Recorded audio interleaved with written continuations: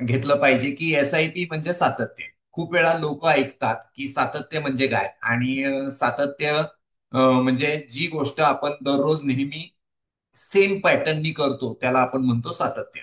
आणि तीच तीच शक्ती SIP मध्ये आहे. आणि ती SIP म्हणजे काय यावर खूप वेळा उहापोह होतो, तर आज आपण त्यावर जाणून घेणार आहोत की बाबा नेमकं होतंय काय. तर ज्ञानाची गुंतवणूक हे सर्वोत्तम व्याज देते. त्यामुळं हे नीट लक्षात घ्या की आज तुम्ही हे ज्ञान घेण्यासाठी तुमचा आजचा वेळ 1 तास माझ्यासाठी देत आहात. आणि यामधनं तुम्ही बरंच काही ज्ञान आज शिकणार आहात, आणि त्यासाठी तुम्हाला सर्वोत्तम व्याज मिळणार आहे. त्याच्या इतकी मोठी चांगली गोष्ट तुमच्यासाठी आयुष्यात काही नसणार आहे. त्यामुळं नक्कीच तुम्ही शेवटपर्यंत अटेंड राहा. बऱ्याच गोष्टी तुम्हाला आज क्लिअर होतील आणि त्यातनं तुम्हाला बऱ्याच गोष्टी नवीन शिकायलाही मिळतील. किती जणांना इथं वाटतं की आर्थिक परिस्थिती चुटकीसरशी सुधारली पाहिजे? मला वाटतं सगळ्यांनाच वाटत असेल. आपण आज चॅट बॉक्स डिसेबल आहे, त्यामुळं जे काही आहे ती मी थोडस वन वे करतोय. पण पुढच्या वेळेपासून आपण त्या दृष्टीने थोडीशी अजून काळजी घेऊया. खूप जणांना हे पण वाटतं की मला भरपूर पैसा मिळाला पाहिजे, आणि त्याच्यासाठी मी तुम्हाला एक स्टोरी सांगू इच्छितो. माकडाची स्टोरी आहे. हा एक प्रयोग केलेला होता की एक शिडी असती आणि त्या शिडीच्या वर केळं ठेवलेली असतात आणि 5 माकडांना त्या खोलीमध्ये सोडलेलं असतं. ज्यावेळी त्यातला एखादा माकड जरी ते केळ खाण्यासाठी त्या शिडीवर चढत असतो, त्यावेळी वरनं थंड पाण्याचा शॉवर टाकला जात असतो, आणि तो थंड पाण्याचा शॉवर अंगावर सगळ्यांच्या आला की सगळे थंडीने कुडकुडत असतात, आणि ते कुडकुडतायत म्हणून मग कुणी वर जाऊ नये यासाठी बाकीची माकडं त्या वर गेलेल्या माकडाला ओढून घेत असतात. मग असं कुणी केलं की ते शॉवर चालू होत असतं. मग यामध्ये पुढची स्टेज ते असं करतात की 4 पैकी 5 माकडं आहेत, त्यातला एक माकड जुना जो आहे तो काढून टाकला जातो, नवीन माकड येतो. नवीन माकड ही वर केळं बघितली की वर चढायचा प्रयत्न करतो. तो वर चढायचा प्रयत्न करायला लागला की बाकीची 4 माकडं त्याला मारायला लागतात. मग ते का मारतायत हे त्याला कळत नसतं. पण त्याला मारायला लागले की तो खाली येऊन शांत राहत असतो. असं एक एक एक एक करत जी जुनी सगळी माकडं आहेत ती सगळी माकडं काढली जातात आणि सगळी नवीन माकडं तिथं येतात. पण जरी सगळी माकडं तिथं नवीन आली तरी हा प्रकार चालूच राहतो. वरनं शॉवरचं पाणी येणं बंद झालं तरी सुद्धा नवीन माकडं, नवीन आलेल्या माकड जर वर चढायचा प्रयत्न करायला लागला तर त्याला मारायला लागला. आणि त्यानंतर एकही माकड त्या शिडीवर चढत नाही ते केळ घेण्यासाठी. ऍक्च्युअली यामध्ये 4ही माकडं जी आहेत त्यांना कुणालाही माहित नाही की वर गेल्यावर काय होतंय किंवा शॉवरचं थंड पाणी येतंय हेही माहित नाही. तरी सुद्धा अशा पद्धतीने ती मुवमेंट करतात. असं मुवमेंट का होते, तर एकमेव रिझन हे आहे की आपल्याला पिढीजात पद्धतीने पूर्वी असं सांगितलं जातं की पैसे कमवणं खूप अवघड आहे, पैशाच्या बाबतीत खूप अवघड आहे, पैसे मिळवणं मुश्किल आहे, पैसे कमवायला खूप कष्ट करावे लागतात. ज्या लोकांकडे पैसे आहेत ते वाईट मार्गानेच पैसे कमवतात, त्यामुळेच त्यांच्याकडे पैसे आहेत. आणि त्यामुळं आपलं पैशाबरोबरचं नातं बिघडतं, आणि ते नातं बिघडल्यामुळं आपण गरीब राहतो. त्यामुळे एक पहिल्याच सगळ्यात महत्वाची गोष्ट, जर आपल्याला पैसे कमवायचे असतील तर पैशाबरोबरचे आपलं नातं सुधारलं पाहिजे. आणि लहानपणापासून आपल्यावर जे संस्कार पैशाच्या बाबतीत केलेत की झाडाला पैसे लागत नाहीत, पैसे कमवायला खूप मेहनत करावी लागते, वगैरे वगैरे, ह्या सगळ्या गोष्टींकडे दुर्लक्ष करावं लागेल. आणि तो माइंडसेट आपल्याला बदलावा लागेल. तुम्हाला पुढच्या 40 मिनिटामध्ये काय मिळणार आहे, तर पुढच्या 40 मिनिटामध्ये 2024-45 पर्यंत तुम्हाला रिटायर होता येईल. रिटायर होणं म्हणजे काय, तर इतके पैसे तुम्ही कमवलेले असाल की तुम्ही काम न करताही तिथनं पुढं आयुष्यभर आनंदाने जगू शकता. मग यासाठी ही पुढची जी 20 वर्ष आहेत त्या 20 वर्षामध्ये तुम्ही काय करू शकता याच्याबद्दलची माहिती तुम्हाला आजच्या सेशनमध्ये नक्की मिळेल. SIPच्या माध्यमातून तुम्ही तुमची ट्रिपची, म्हणजे तुम्हाला इंडिया मधल्या कोणत्या ट्रिप करायच्यात, फॉरेन मधल्या काही ट्रिप करायच्यात, तर त्या ट्रिप्स कशा तुम्ही करू शकता आणि त्याच्या रिलेटेड काय आयडियाज वापरू शकता याची माहिती आज तुम्हाला पुढच्या 40 मिनिटामध्ये मिळणार आहे. त्याचबरोबर SIPचा वापर करून तुम्ही कार नवीन घ्यायची आहे तर ती कार कशी घेऊ शकता याबद्दलही माहिती मिळणार आहे. त्याचबरोबर तुम्ही SIPचा वापर करून मुलांच्या शिक्षणासाठी पैसे कसे बाजूला काढू शकता हेही तुम्हाला मिळणार आहे माहिती. मी doctor Harshad Shah, actual by profession doctor, एका पुस्तकाचा ऑथर आहे. फायनान्शियल एज्युकेशन साठीच आजचं हे मी सेशन करत आहे.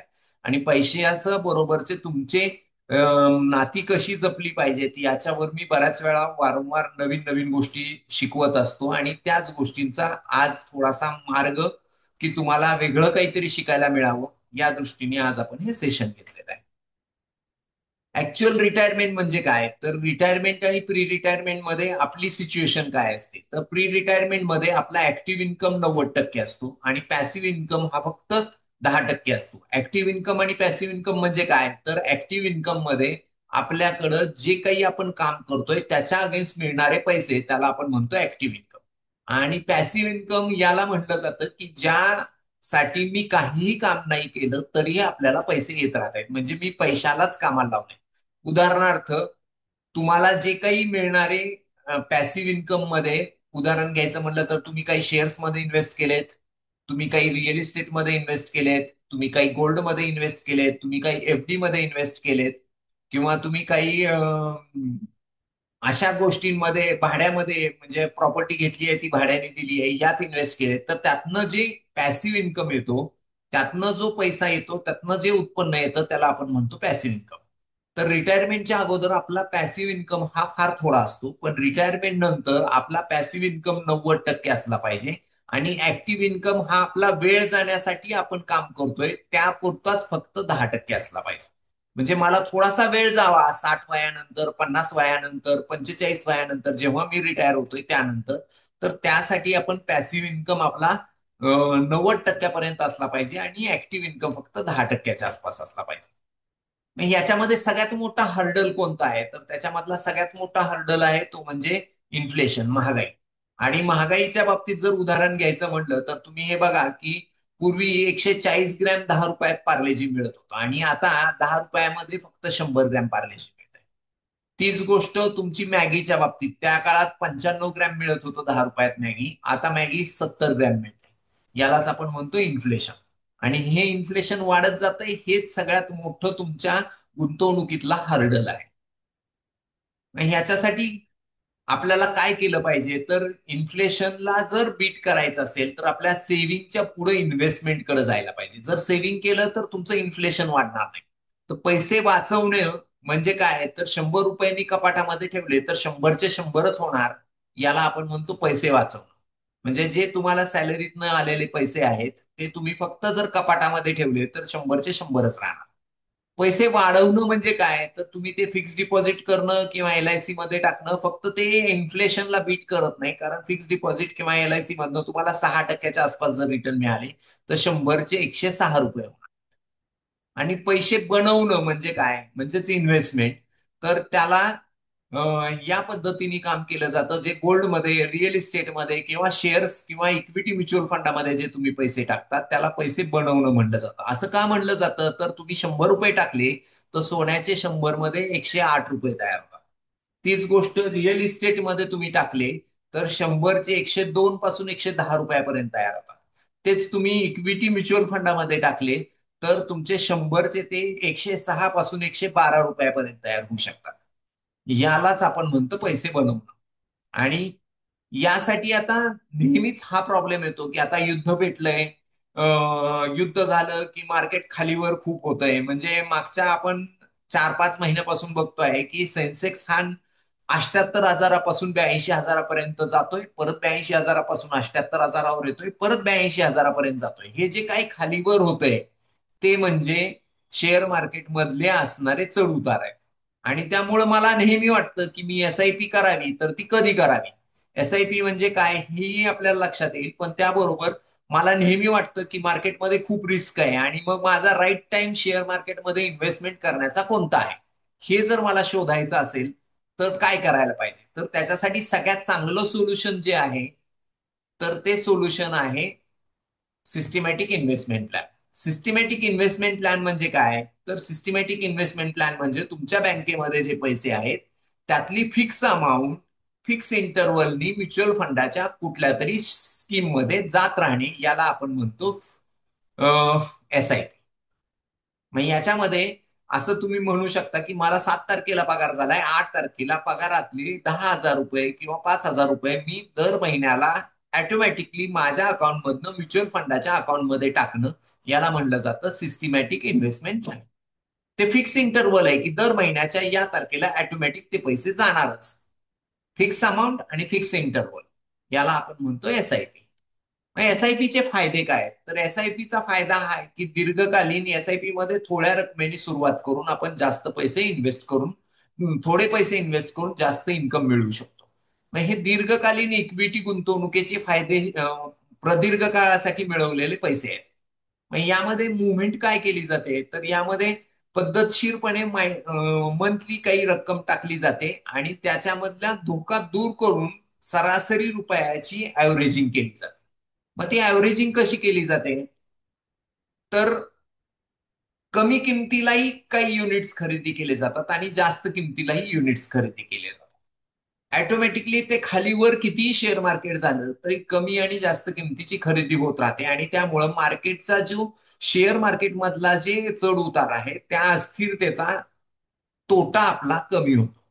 त्यामुळे या पद्धतीने आपल्याला त्याच्याबद्दल मुवमेंट करता येते. तर ती मुवमेंट जर करायची असेल तर या दृष्टीने आपल्याला काम करता येईल. तर त्याचं एक सिंपल उदाहरण इथं दिलंय की समजा मी 5,000ची एसआयपी केली तर 23 रुपयाच्या एनएव्हीनी, म्हणजे 23 रुपयाला एक आंबा मिळतोय असं आपण जर धरलं, तर मला 5,000 रुपयामध्ये 217 आंबे मिळतील. परत दुसऱ्या महिन्यामध्ये जर 21 एनएव्ही झाली, म्हणजे 21 रुपयाला एक आंबा झाला, तर 5,000 रुपयामध्ये 238 आंबे मिळतील. युनिट्स म्हणजे आंबे आपण असं समजू, आणि एनएव्ही म्हणजे एका आंब्याची किंमत. मग या पद्धतीने तुमची जी एसआयपी आहे ती 5-5 हजाराची चालू आहे, दर महिन्याला 5,000 जात आहे. पण कधी 23 रुपयाच्या आंब्यानी खरेदी होती, कधी 21 रुपयांनी होते, कधी 20नी होते, कधी 22नी होते, कधी 16नी होते, कधी 17नी होते, कधी 24नी होते. पण आपण जर यामध्ये हे बघितलं, जर तुम्ही हे ऍव्हरेज उजव्या बाजूला इथं बघितलं, तर तुमच्या असं लक्षात येईल की या सगळ्याचा ऍव्हरेज आपला 20 होतोय. म्हणजे 24ची पण खरेदी, 25ची पण खरेदी, 23ची पण खरेदी, 16ची पण खरेदी. पण त्याचा ऍव्हरेजली खरेदी आपली 20ची होते आणि यामध्ये तुम्हाला युनिट्स मात्र खूप जास्त मिळून जातात. म्हणजे त्याचा फायदा हा होतो की जास्त आंबे तुमच्याकडे येतात. ज्यावेळी 5 वर्षानंतर या आंब्याची 24 रुपये, 25 रुपये एका आंब्याची किंमत आहे, ती 100 रुपये झालेली असेल, त्यावेळी 100 गुणवले 3,006 युनिट असतील. त्यामुळे त्यावेळी आपली फायदा, चक्रवाढ व्याजाचा पण फायदा मिळेल आणि तुम्हाला ऍव्हरेजिंग झाल्यामुळे शेअर मार्केटच्या चढ उताराचाही फायदा मिळवता येऊ शकतो. त्यामुळं ज्यावेळी एसआयपी मध्ये सुरुवातीच्या काळामध्ये तुम्ही असाल त्यावेळी कमी किमतीमधली जास्तीत जास्त तुमची खरेदी झाली पाहिजे. त्यामुळं तुम्हाला फायदा जास्त मिळेल, हे नीट लक्षात घ्या. त्यामुळं ज्यावेळी तुम्ही एसआयपी चालू करचाल आणि सुरुवातीच्या काळामध्ये तुमची एसआयपी जर रिटर्न देत नसेल, तर तुम्ही हे मानून चाला की तुम्हाला सगळ्यात जास्त आंबे मिळत आहेत आणि सगळ्यात जास्त आंबे खरेदी करण्याचा चान्स तुम्हाला मिळतोय, तर तुम्ही ते एन्जॉय करा. कारण ज्यावेळी त्याची एका आंब्याची किंमत वाढेल त्यावेळी तुमच्याकडे खूप जास्त आंबे साचलेले असतील आणि आउटपुट बदललेला असेल. याच्यामध्ये एक सिंपल गोष्ट आहे. याच्यामध्ये सगळ्यात जास्त चांगली गोष्ट काय आहे, तर तुम्हाला कन्सिस्टंटली जर काम करायला गेला तुम्ही, तर आउटपुटच बदलून जातो. आता इथं मी एक सिस्टीम दाखवली की 5 करोड जर तुम्हाला मिळवायचे असतील 55व्या वयी, तर जर तुम्ही ते 20व्या वर्षी चालू केलं तर तुम्हाला फक्त 9,000 रुपयाची एसआयपी चालू करावी लागते.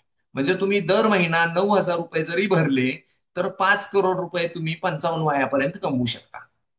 पण तीच गोष्ट तुम्ही 40व्या वर्षी जर चालू करायचं ठरवलं, तर तुम्हाला 1,00,000 रुपये पर मंथ भरावे लागतील आणि हे टफ जातं. त्यामुळं एसआयपी जितक्या अर्ली चालू करचाल तेवढा त्याचा रिटर्नही चांगला मिळेल आणि त्याचा फायदा असा होईल की तुमचा रिटायरमेंट प्लॅन चांगला तयार होऊ शकेल.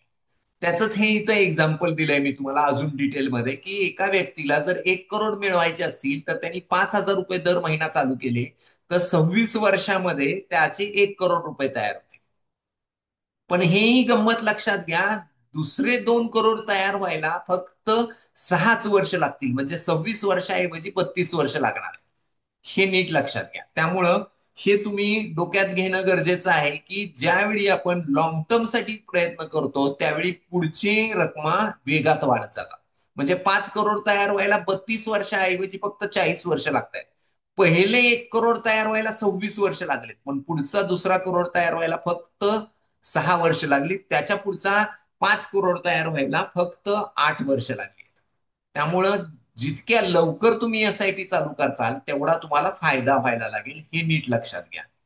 त्यामुळे त्या दिशेने तुम्ही काम करणं आवश्यक आहे. हेच इथं मी तुम्हाला अजून डिटेलमध्ये दिलंय की एसआयपी मध्ये 3 गोल्डन रूल पाळले गेले पाहिजेत. तर पहिला गोल्डन रूल आहे तो म्हणजे स्टार्ट अर्ली. जितक्या लवकर तुम्ही चालू करचाल तेवढा तुम्हाला फायदा होईल. दुसरा गोल्डन रूल आहे इन्व्हेस्ट रेग्युलरली. रेग्युलरिटी महत्वाची. एक पण एसआयपी बाउन्स नाही झाली पाहिजे, ह्यासाठी तुम्ही काळजी घ्या. आणि तिसरा गोल्डन रूल आहे इन्व्हेस्ट फॉर लॉंग टर्म.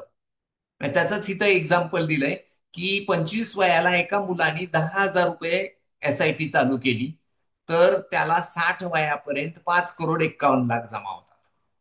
पण तेच जर त्यांनी 35व्या वयी 10,000 चालू केले तर त्याचे फक्त 1,70,00,000 जमा होतात. आणि तेच त्यांनी 40व्या वयी चालू केलं तर फक्त 91,00,000 जमा होतात. त्यामुळे जितक्या लवकर तुम्ही चालू करसाल तेवढा त्याचा फायदा जास्त होईल.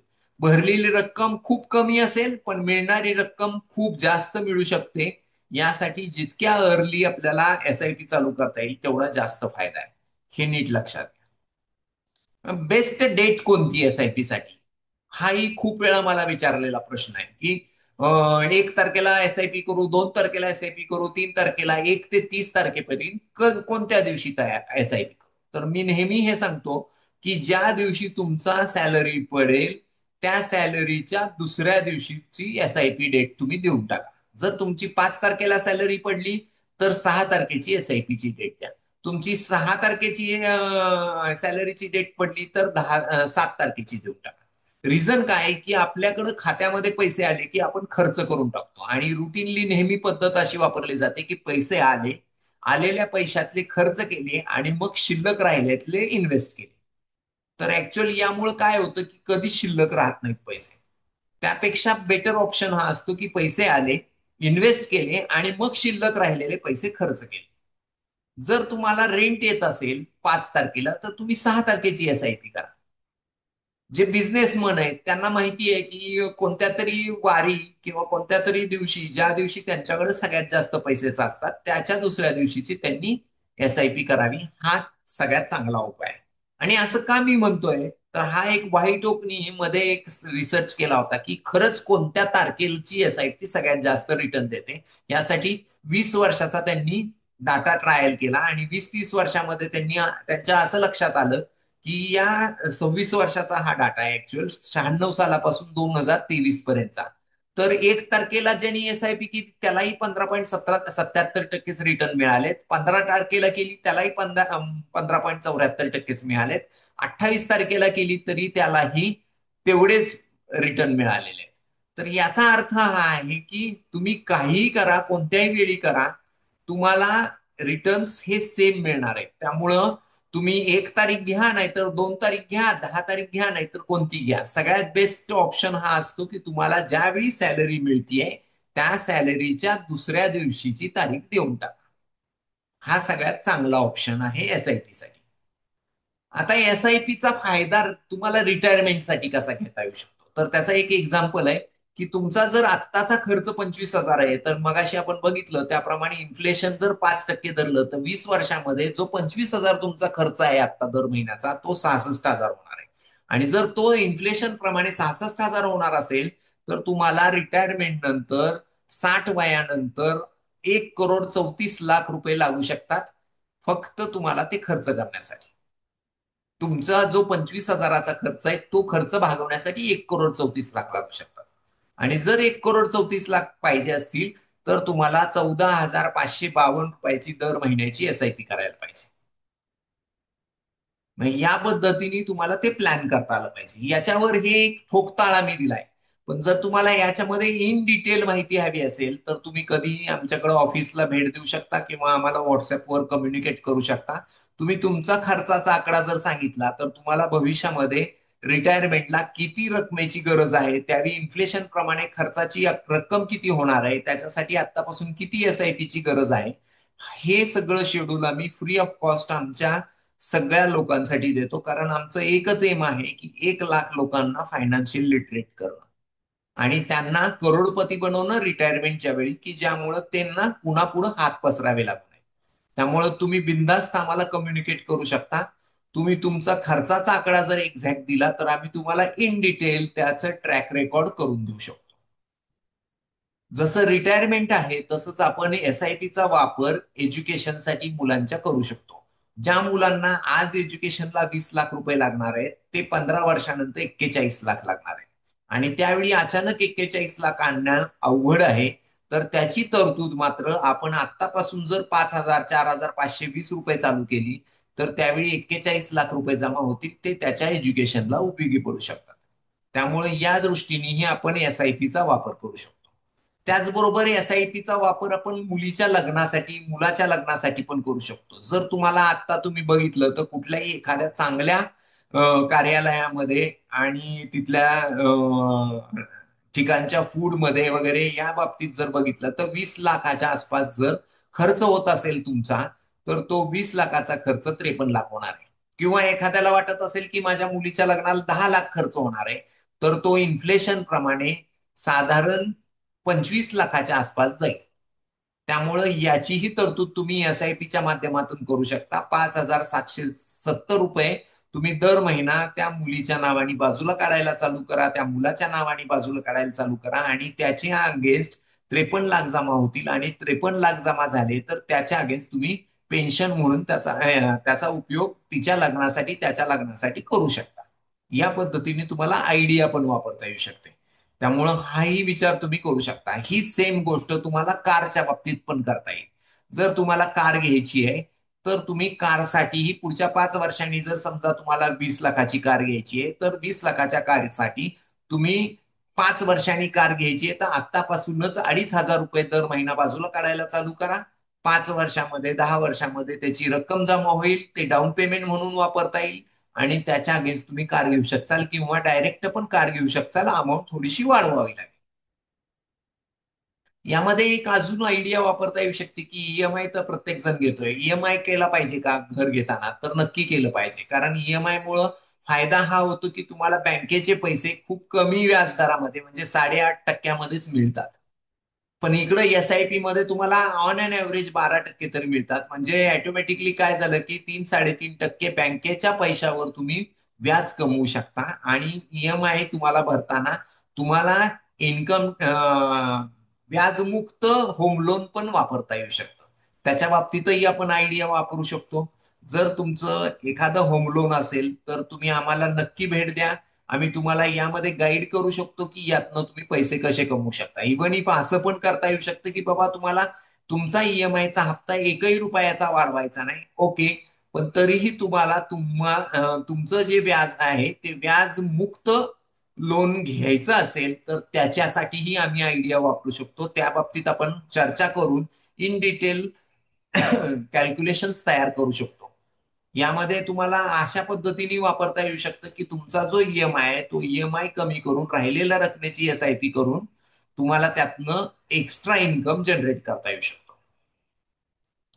ऍक्च्युअल हे सगळं जसं एसआयपी आपण वापरतोय तर ती एसआयपी आपण बऱ्याच गोष्टींसाठी वापरू शकतो. म्हणजे तुम्हाला रिटायरमेंटसाठी तुम्ही वापरू शकता, त्याचबरोबर मुलाच्या शिक्षणाला वापरू शकता, त्याचबरोबर तुम्ही स्कूटर घ्यायची आहे तुम्हाला त्याच्यासाठी पण एसआयपीचा वापर करू शकता, स्वतःचं घर घ्यायचंय त्याच्यासाठी पण एसआयपी करू शकता, किंवा कित्येक लेडीज त्यांना गोल्ड घ्यायचंय तर त्याच्यासाठी सुद्धा त्या एसआयपीची उपयोग करून घेऊ शकतात. म्हणजेच काय तर बाबा मला 1 वर्षानंतर एसआयपी 1 वर्षानंतर सोनं घ्यायचंय, तर मी दर महिन्याला 10,000 रुपये जर एसआयपी मध्ये बाजूला काढायला चालू केले तर बरोबर 12 महिन्यामध्ये 1,20,000 जमा होतील. 1,20,000 अधिक त्याचं व्याज असं एकत्र घेऊन तुम्ही गोल्ड ऑर्नामेंट खरेदी करू शकता. म्हणजे आपण आपले छोटे छोटे गोल्स एसआयपीच्या माध्यमातून चांगल्या पद्धतीने अचीव्ह पण करू शकतो. याच्यामध्ये एक सगळ्यात महत्वाचा हा गोष्ट जी आहे ती लक्षात ठेवली पाहिजे ती म्हणजे इमर्जन्सी फंड. इमर्जन्सी फंड म्हणजे काय? तर इमर्जन्सी फंड म्हणजे कधी ऍक्सिडेंट झाला, जॉब लॉस झाला, corona crisis, major health issue, cancer, heart attack असं काही झालं तर ऍटलिस्ट तुमच्याकडे 6 महिन्याच्या इन्कम इतके पैसे असले पाहिजेत. जर तसं नसतील तर तुम्ही हे जे काही गोल्स वर ठरवलेले आहेत की बाबा मला गोल्ड घ्यायचंय किंवा रिटायरमेंटसाठी पैसे ठेवायचे, चाइल्ड एज्युकेशनसाठी, तर अशी काही इमर्जन्सी जर तुमच्याकडे आली तर इमर्जन्सी मध्ये तुम्ही कुठलेच पैसे सेव्ह करू शकणार नाही. तुम्हाला रिटायरमेंटचे पैसे काढून घ्यावे लागतील किंवा गोल्ड ऑर्नामेंटसाठी जी एसआयपी चालू केली ते पैसे काढून घ्यावे लागू शकतात. तर या गोष्टी जर तुम्हाला करायच्या नसतील तर एकच पर्याय आहे आणि तो पर्याय हा आहे की तुम्ही त्या दृष्टीने एमर्जन्सी फंडाची तयारी करून ठेवणं आवश्यक आहे.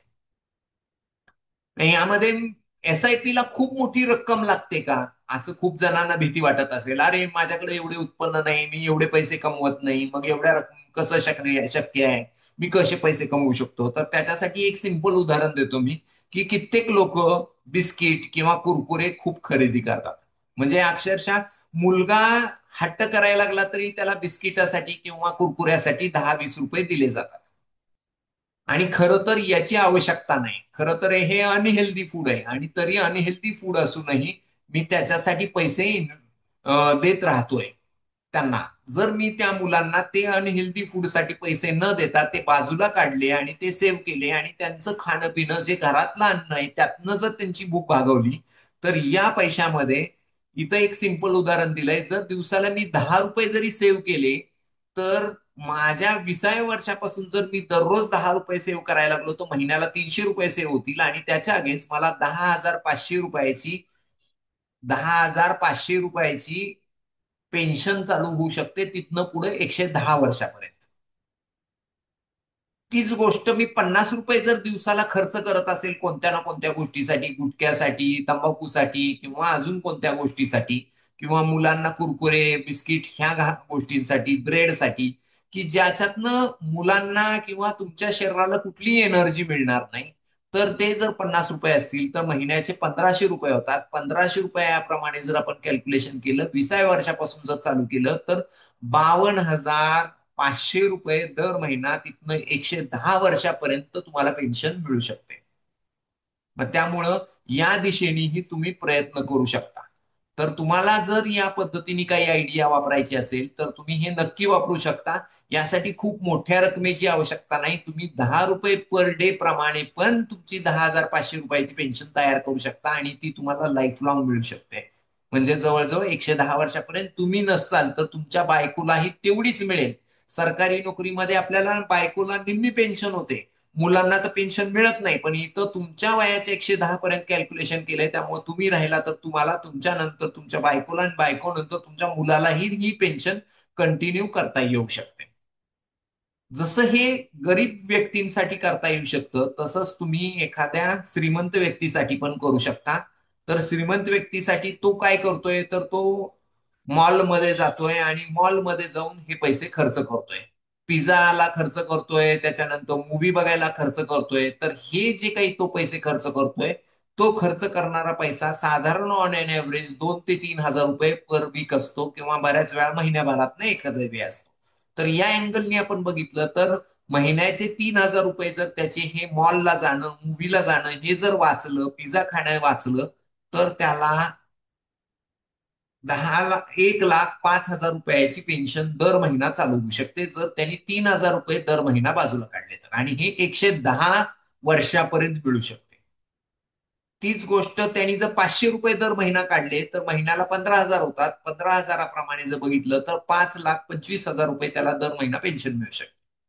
मग इथं अजून एक आयडिया वापरता येऊ शकते की बाबा मला 5,25,000ची पेन्शन नकोय दर महिना, तर तो अर्ली रिटायर होऊ शकतो. 1,95,000 घ्या, 50व्या वयीपासूनच तिथनं पुढे तुम्ही दर महिना 3,90,000 रुपये घ्यायला हे 1,95,000 दर महिना घ्यायला चालू करू शकता टिल 110 वर्षापर्यंत.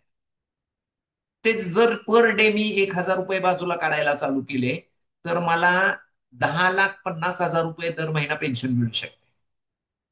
म्हणजे ही मुवमेंट आपल्याला करता येऊ शकते. याच्या रिलेटेड तुम्हाला अजून काही शंका असतील किंवा काही गोष्टी हव्या असतील, इन डिटेल काही माहिती हवी असेल तर आपण नक्की यावर पण एकत्र बसू शकतो, यावर चर्चा करू शकतो. कोणीही करोडपती बनू शकतं याच्यावर माझा ठाम विश्वास आहे आणि हे मी आत्ता प्रूव्ह करतोय. कारण माझ्याकडे आता जवळजवळ 15 ते 20 लोक करोडपती झालेले आहेत आणि पुढचे रांगेमध्ये आहेत. पुढच्या 30 वर्षामध्ये माझं उद्दिष्ट आहे की 10,000 लोकांना करोडपती बनवायचं. आणि ते 10,000 लोक जर करोडपती बनणार असतील तर त्या दिशेने, योग्य दिशेने जर तुम्ही नक्की जाणार असाल योग्य सल्लागार तुमच्याकडे असेल, योग्य दिशा असेल, तर तुम्हाला करोडपती बनण्यापासून कोणीही रोखू शकत नाही, याची नक्की खात्री बाळगा. आणि ते मिळवायचं असेल तर नक्की तुम्ही त्या दृष्टीने छोटे छोटे पावलं उचलायला चालू करा. तुम्हाला ते अचीव्ह करता येऊ शकतं. तर त्याच्यासाठी 1 करोड बनवायचं असेल तर तुम्हाला एक सिंपल गोष्ट मी देतो, गणित. आणि ते गणित हे आहे की तुम्हाला जर 1 करोड रुपये दर महिना 1 करोड रुपयाचा कॉर्पस तयार करायचा असेल, करोडपती बनायचा असेल, तर तुम्ही फक्त 2149 रुपये पर मंथ भरायला जर 30 वर्ष चालू केले, आणि जसा तुमचा उत्पन्न वाढतंय तसं 5% दरवर्षी त्या उत्पन्नाची वाढ करत गेला, तर तुम्हाला नक्कीच 1 करोड रुपये 30 वर्षांमध्येच मिळतील. आणि या बाबतीत आपण नक्की डिटेलमध्ये बसू शकतो आणि चर्चा करू शकतो की कशा पद्धतीने ही आयडिया वापरता येऊ शकते. त्यामुळे तुम्ही नक्की तयार व्हा. ज्यांची 1,000ची एसआयपी चालू आहे त्यांनी आमच्या ह्या जे आमचं प्रण घेतलेलं आहे आम्ही की 10,000 लोकांना करोडपती बनवायचं, त्यामध्ये तुम्हीही एनरॉल व्हा. तुम्हाला आम्ही त्या बाबतीत खूप मदत करू शकतो. ज्यांची 1,000ची एसआयपी चालू आहे त्यांनी 2,000ची एसआयपी चालू करा, किंवा ज्यांना त्याच्यापेक्षा वेगळ्या पद्धतीने काही आयडिया करायची आहे, त्यांना 10 करोड कमवायचे आहेत, त्यांच्यासाठी आपण वेगळ्या आयडियाज वापरू शकू आणि मुवमेंट करू शकू. तर तुम्ही नक्कीच जॉईन व्हा. आपण या एक मोठा ग्रुप तयार करतो आहोत आणि त्या 10,000च्या ग्रुप मधल्या सगळ्यांनाच आपल्याला करोडपती बनवायचं आहे. आणि त्यासाठी फक्त 2-3 गोष्टींची आवश्यकता आहे. मी मगाशी सांगितल्याप्रमाणे लवकर सुरू करणं, दुसरी गोष्ट सातत्य, आणि तिसरी गोष्ट योग्य सल्लागार. तर हे सगळ्या गोष्टी तुम्हाला मिळणार आहेत, तर तुम्ही नक्की या. आपण त्या पद्धतीने करू शकतो. आता ह्यात काही जणांना हा प्रश्न पडू शकतो की अरे मला 1 करोड, 2 करोड, 5 करोड एवढे पैसे लागतील का?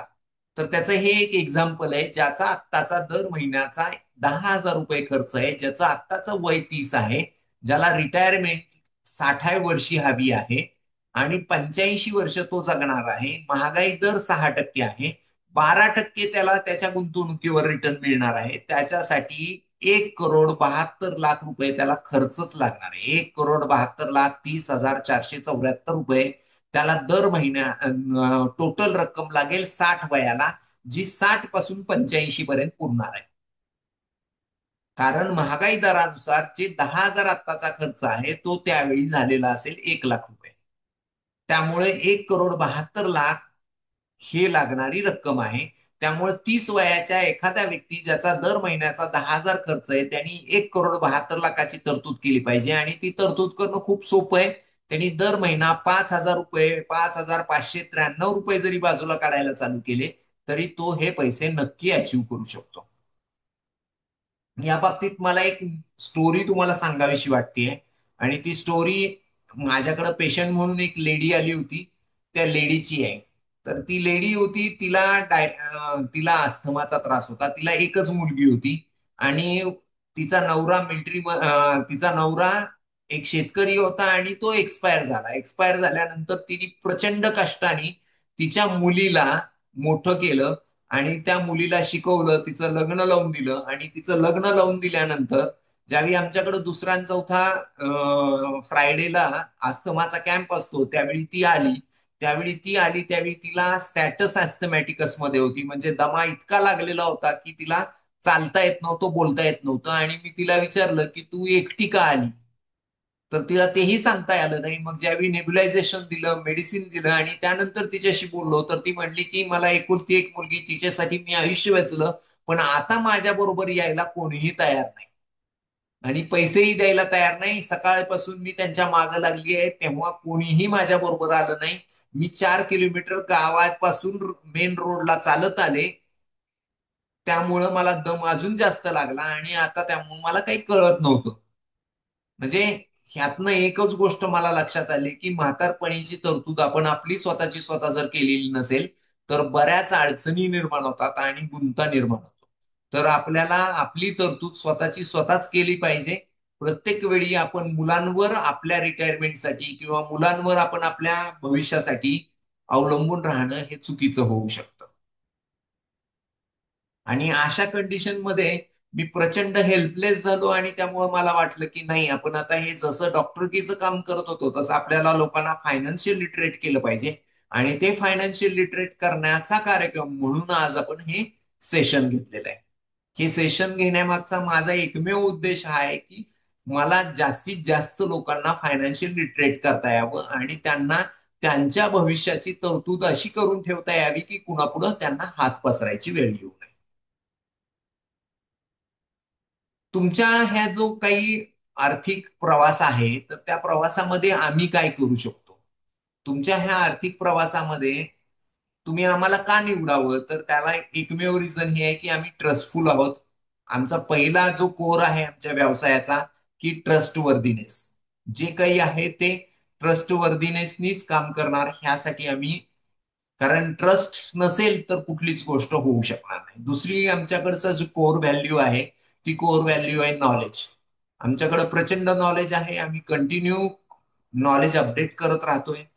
जे माझ्या जवळचे आहेत त्या प्रत्येकाला माहिती आहे की मी कायम काही ना काही नवीन कोर्सेस आणि नवीन काही ना काही गोष्टी शिकत असतो. तीच गोष्ट कन्सिस्टंटली जवळजवळ 7 ते 8 वर्ष झालं मी या फील्डमध्ये काम करतोय. जवळजवळ 950 क्लायंट्सना मी हँडल करतोय आणि त्याच्या रिलेटेड त्यांना पुढं ढकलण्याचं काम करतोय, त्यांना करोडपती बनवण्यासाठी मुवमेंट करतोय. हे कन्सिस्टंटली चालू आहे. त्याचबरोबर टेक्नॉलॉजी, जसं झूम मिटिंग असेल किंवा जे आपलं ऍप आहे नवजीवन वेलचं, तर ते खूप स्ट्रॉंगली जनरेट करून घेतलंय की ज्याच्यामुळं लोकांना खूप स्मूथली ऍक्सेसिबली त्यांच्या इन्व्हेस्टमेंट मूव्ह करता याव्यात. त्याचबरोबर आमचं हँड होल्डिंग ही फार स्ट्रॉंग आहे. सगळ्यांना माहिती आहे की कुठला वेळ द्यायचा असेल तर मी न थकता त्यांना वेळ देतो. आणि ते त्यासाठीच देतोय की त्यांना त्यांचे जे काही आर्थिक प्रवास आहे त्याच्यामध्ये जे काही त्यांचे गोल्स आहेत ते अचीव्ह करण्यासाठी आमचं हँड होल्डिंग आवश्यक आहे.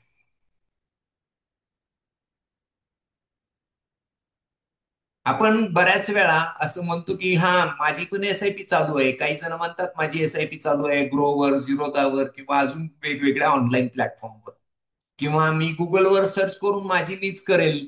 तर आम्ही म्हणतो काही प्रॉब्लेम नाही, काही हरकत नाही, तुम्ही करू शकता. तुमच्याकडे जर नॉलेज असेल त्या पद्धतीचं तर तुम्ही ते नक्की करा. पण जर 2, 4, 5 लाखासाठी करत असाल तर तुम्ही तिथं नक्की करा. पण जर करोडोमध्ये करायची असेल तर तुम्हाला एक हँड होल्डिंग करणारा व्यक्ती हवा असतो. कारण बऱ्याच वेळा आपण गुगलला डॉक्टर सारखं वापरतो किंवा गुगलला आपण आपल्या गोष्टी वाढवून गोष्टींसाठी माहिती घेण्यासाठी वापरतो.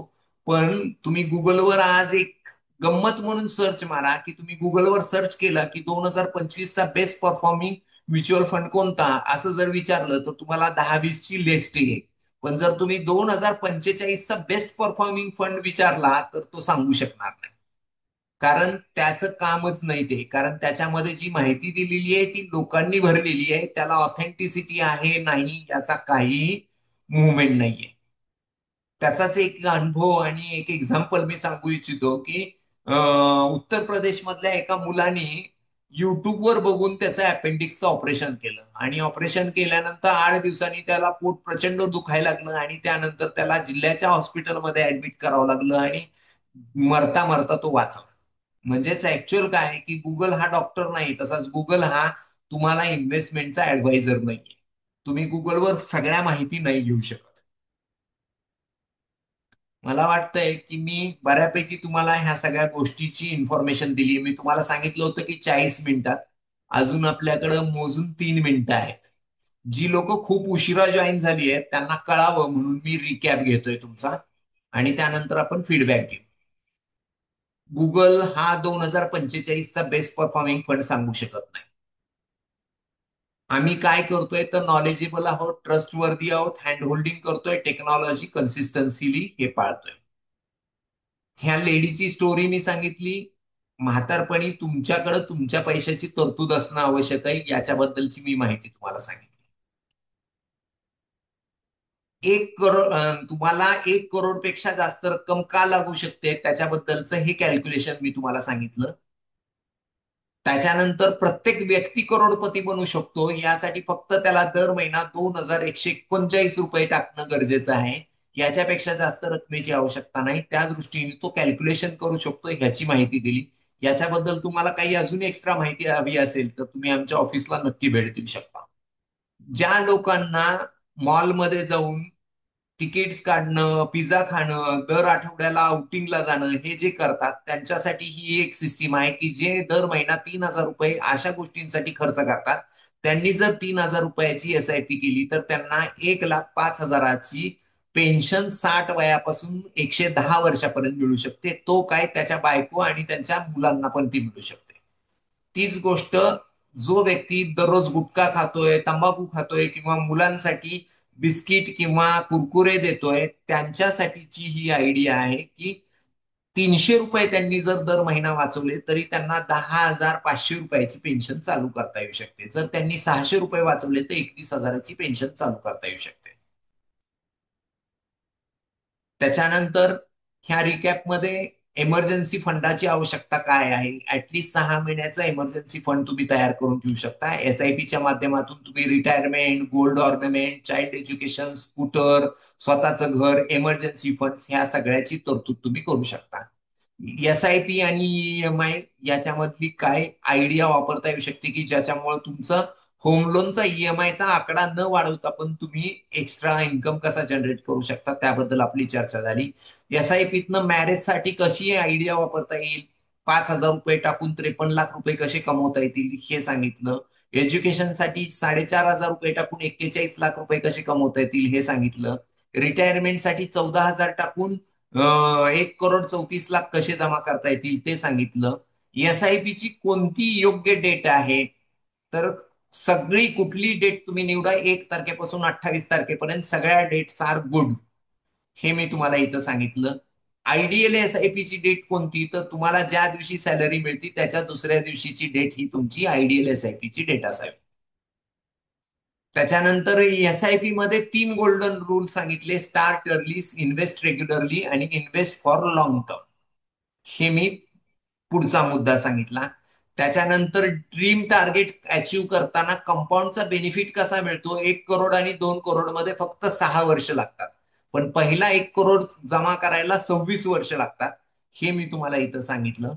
या पद्धतीने तुम्ही मूव्ह करू शकता. जितक्या अर्ली तुम्ही चालू करचाल, 5 करोड कमवायचे असतील तर तुम्हाला फक्त 20व्या वर्षी 9,000 रुपये जर चालू केले तुम्ही SIPचे, तर तुम्ही 5 करोड तयार करू शकता 60व्या वर्षी, 55व्या वर्षी. पण जर तेच तुम्हाला 40व्या वर्षी चालू केलं तर 1 लाख पर मंथ लागतील. SIP कोणत्याही दिवशी झाली, SIPचा फायदा काय होतो, तर ऍव्हरेजिंग तयार होतं. जास्त किमतीचा पण आणि कमी किमतीची पण खरेदी होती, म्हणजे जास्त आणि कमी किमतीचे जास्त आंबे खरेदी करता येतात आणि त्याचा फायदा ऍव्हरेज आउट होतो. त्यामुळं मार्केटच्या व्होलाटिलिटीचा, अस्थिरतेचा फायदा आपल्याला मिळवता येतो, त्याची जोखीम कमी होते.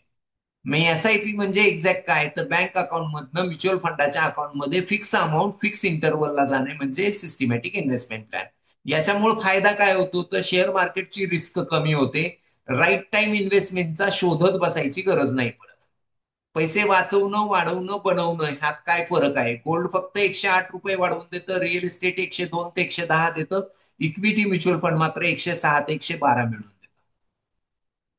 इन्फ्लेशन म्हणजे काय, 10 रुपयाचा पार्लेजी 140 ग्रॅम होता, तो 100 ग्रॅम झालाय.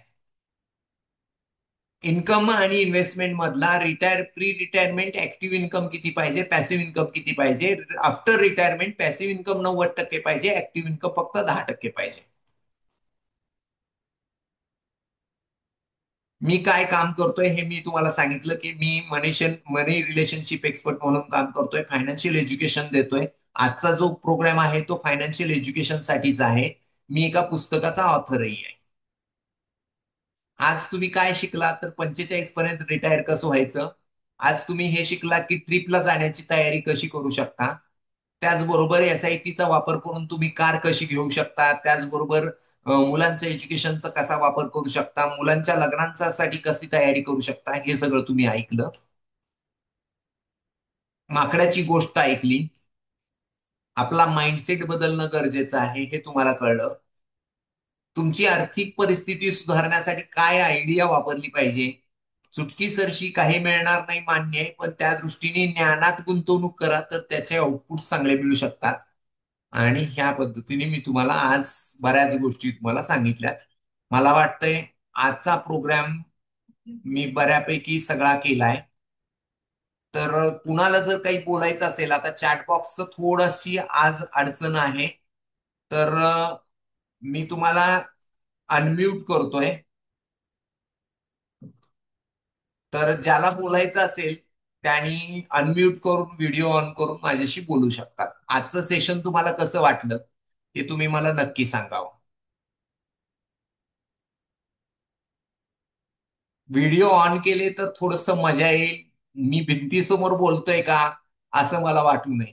कारण आजचं सेशन तुम्हाला कसं वाटलं हे जर तुम्ही मला सांगू शकला, तर अल्टिमेटली मला पुढच्या वेळी असं सेशन करण्यासाठी नवीन हुरूप येईल. Kaustubh sir, thank you. तुम्ही व्हिडिओ ऑन केला. तुम्हाला काही शंका असतील तर तेही तुम्ही विचारू शकता. आणि दुसरी महत्वाची गोष्ट, तुम्हाला काही आज कसं वाटलं सेशन तेही सांगू शकता. डॉक्टर विनायक सर, तुम्हाला आजचं सेशन तर कसं वाटलं? चांगलं वाटले आज. खूपच छान सेशन झालं सर. ओके, खूप अशी थँक्यू. खूप अशी SIP बद्दल माहिती मिळाली. थँक्यू. थँक्यू. कमी वयात इन्व्हेस्टमेंट करून आपण रिटायरमेंटचा प्लॅन करू शकतो. येस. किशोरजी, तुम्हाला काय बोलायचंय?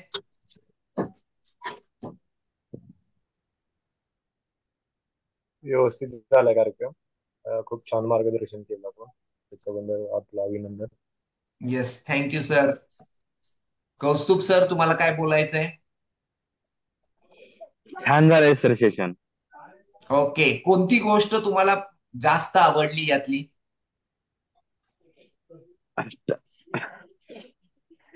तरतूद कशी करावी, बचत कशी करावी या संदर्भात ओके. चांगलं समजतं.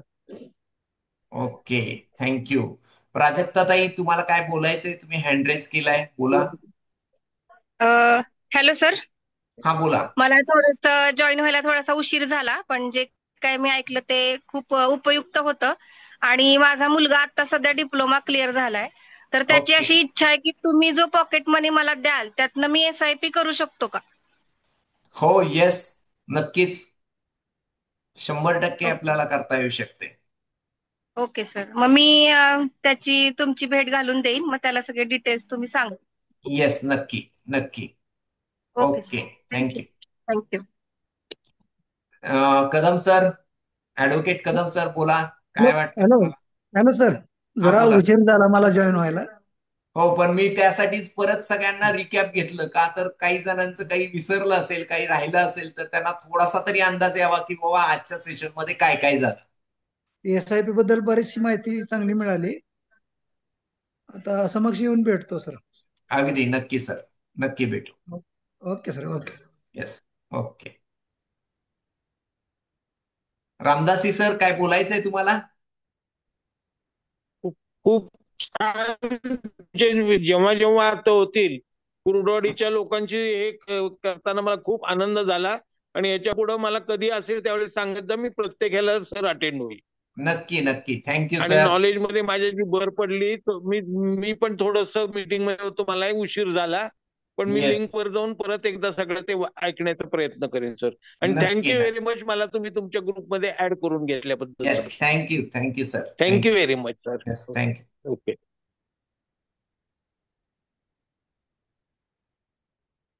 Yes, thank you. सर्वांनी खूप छान साथ दिली.